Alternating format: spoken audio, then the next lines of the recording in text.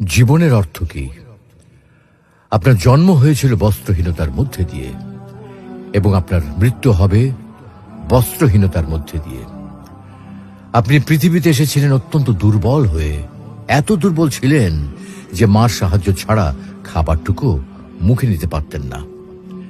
আপনি যখন এই পৃথিবী ছেড়ে চলে যাবেন তখনও আপনি অত্যন্ত দুর্বল আর অসহায় থাকবেন। তখন আপনার কাফনের কাপড়টুকু আপনি নিজে পরতে পারবেন না, আরেকজন আপনাকে তা পরিয়ে দেবে। যখন আপনি এই পৃথিবীতে এসেছিলেন তখন আপনার অর্থ সম্পদ কিছুই ছিল না। যখন আপনি এই পৃথিবী ছেড়ে চলে যাবেন তখনও আপনার অর্থ সম্পদ কিছুই থাকবে না। আপনাকে প্রথম গোছল যেমন অন্য কেউ দিয়েছিল, তেমনি আপনার শেষ গোছলও অন্য কেউ দেবে। আপনি যেমন পৃথিবীতে একা এসেছিলেন, ঠিক তেমনি ভাবে আপনাকে পৃথিবী থেকে একাই চলে যেতে হবে। আপনার সঙ্গে আপনার প্রিয়জন কেউ যাবেন না।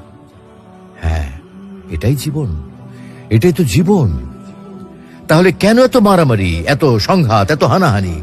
কেন এত বিদ্বেষ? কেন এত হিংসা? কেন এত বেইমানি?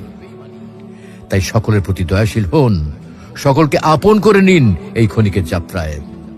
জীবন খুবই সংক্ষিপ্ত, সুতরাং জীবনকে মহৎ কাজে উৎসর্গ করুন। সর্বদাই নিজের ও মানুষের কল্যাণ করুন, অনর্থক কাজ